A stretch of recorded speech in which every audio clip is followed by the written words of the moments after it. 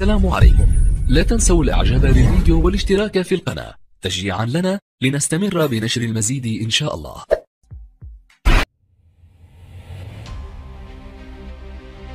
السلام عليكم ورحمة الله تعالى وبركاته. إخواني أخواتي، تحية لجميع المشتركات والمشتركين في قناة أخوكم دريس انفو تيفي في بقاع العالم، واللي باقي ما اشترك في القناة كنتمنى يضغط على زر الاشتراك وتفعيل الجرس حتى يصلكم أي جديد.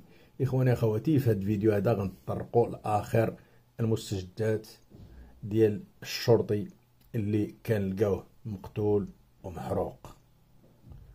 اليوم الأربعاء تمكنت عناصر المصلحة الولائية للشرطة القضائية بمدينة الدار البيضاء بتنسيق وثيق مع الفرقة الوطنية والمديرية العامة لمراقبة التراب الوطني من توقيف 3 متطرفين موالين لتنظيم داعش الإرهابي للاشتباه في تورطهم في ارتكاب جريمة القتل العمد التي راح ضحيتها شهيد الواجب الشرطي في إطار مشروع إرهابي، لأنهم كانوا كيوجدوا واحد المشروع، لهذا كان لازم أنهم يقلبوا على السلاح. للأسف اختاروا هذا الموظف ديال رجل الأمن اللي باش يستوليوا على السلاح ديالو باش يديروا عملية ثانية، وهي سرقة بنك، باش يمولوا هذه العملية الإرهابية اللي كانوا كيفكروا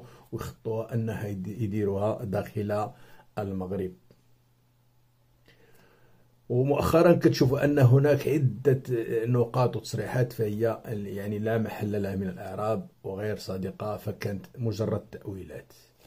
وقد أسفرت العمليات الأمنية التي باشرتها الفرق الجهوية لتدخلات بتأطير من ضباط الشرطة القضائية المكلفين بالبحث وفق بلاغ للمديرية العامة للأمن الوطني عن توقيف المشتبه فيهما الرئيسيين في عمليات متزامنة بكل من مدينة الدار البيضاء ومنطقة سيدي حرازم ضواحي مدينة فاس، قبل أن يتم توقيف المشتبه فيه الثالث وهو أيضا من مدينة الدار البيضاء. يعني اليوم الأربعاء كما قلنا تم توقيف 3 مشتبه فيهم، 2 من الدار البيضاء وواحد من سيدي حرازم النواحي ديال مدينة فاس.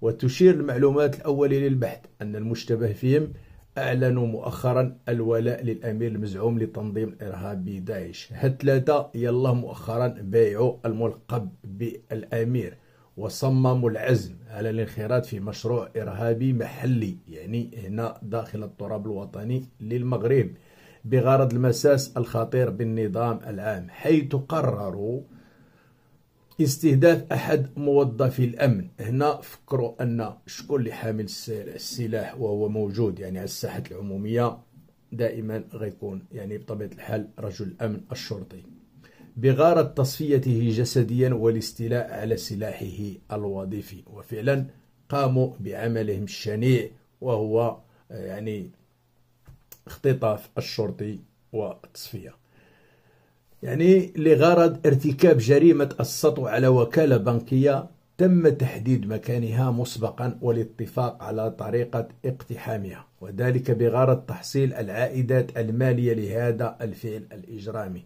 هنا كما قلنا فكروا انهم خصهم سلاح، دونك السلاح ملي غيجيبوه غالبا كنعرفوا ان الشرطه هي اللي تجوب الشوارع، وفي نفس الوقت انهم غيمشيو يسرقوا شي بنكه اللي حدوا الموقع ديالها والمكان ديالها باش انهم يمولوا العمليات اللي غتجي من بعد.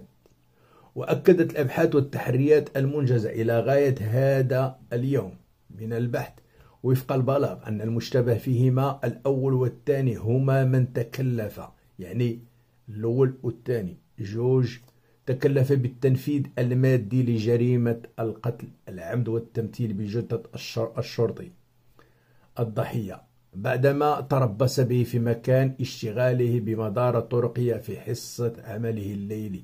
يعني هاد الناس 2 حضاو هاد الشرطي كان شاد المداومة ديالو بالليل وقام بتعريضه للاعتداءات جسدية بواسطة السلاح الأبيض قبل أن يعمد إلى سرقة سيارته الخاصة وسلاحه الوظيفي وإضرام النار في جثته بمنطقة قروية.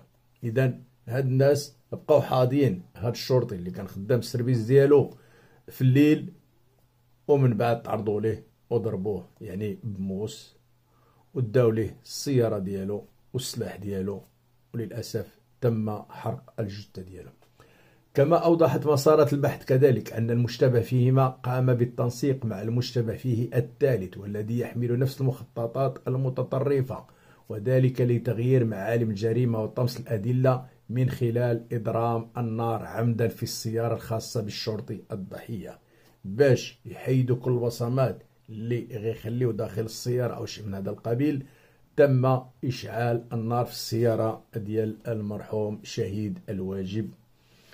وقد مكنت عملية المسح التقني وإجراءات التفتيش المنجزة من طرف في إطار هذه القضية من حج الأسلحة البيضاء المستعملة في ارتكاب هذه الجريمة، واسترجاع الأصفاد المهنية، يعني استرجعوا المينوط أو النمرة 5 كما تنقولوا، والسلاح الوظيفي الخاص بالشرطي الشهيد، والذي تمت تخبئته في مكان آمن بمدينة الدار البيضاء، وذلك تحضيرا لاستخدامه في استكمال مشروعهم الإرهابي. وقد تم الاحتفاظ بالمشتبه فيهم تحت تدابير الحراسة النظرية على خلفية البحث القضائي الذي عاهدت به النيابة العامة المشرفة على البحث إلى المكتب المركزي للأبحاث القضائية التابع للمديرية العامة لمراقبة التراب الوطني. يعني لقاو الماس باش ضربوه، لقاو السلاح الوظيفي يعني فردي، استرجعوا سميتو المينوط نيميرو 5 كما تنقولوا، رجعوه، وذلك لرصد كافة الارتباطات المحتملة لهذا العمل الإرهابي بخلايا وتنظيمات إرهابية دولية. يعني هادشي كامل الاحتياط والحذر اللي كتاخذ المديرية العامة لمراقبة التراب الوطني، أن هاد الناس غيكون كما قلنا هما بايعوا الأمير ديال داعش، وربما تكون عندهم يعني ارتباطات أخرى مع تنظيمات إرهابية، وربما هناك آخرين يوجدون داخل الوطن عندهم هاد الميول التكفيري الإرهابي في ذاتهم.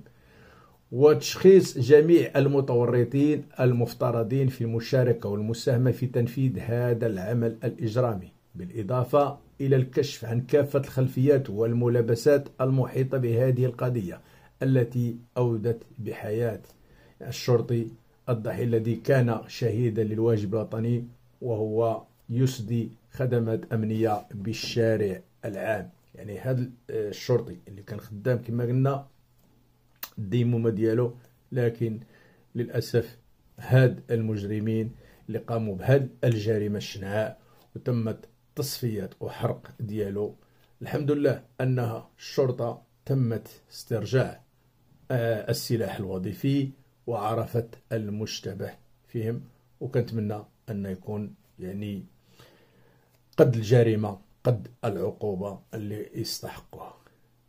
إخواني أخواتي، كان هذه آخر التطورات والمستجدات لشهيد الواجب الشرطي المغدور. ما تنسوناش من الآراء ديالكم والبصمات ديالكم والبارطاج. إلى هنا أستودعكم الله، والسلام عليكم ورحمة الله تعالى وبركاته.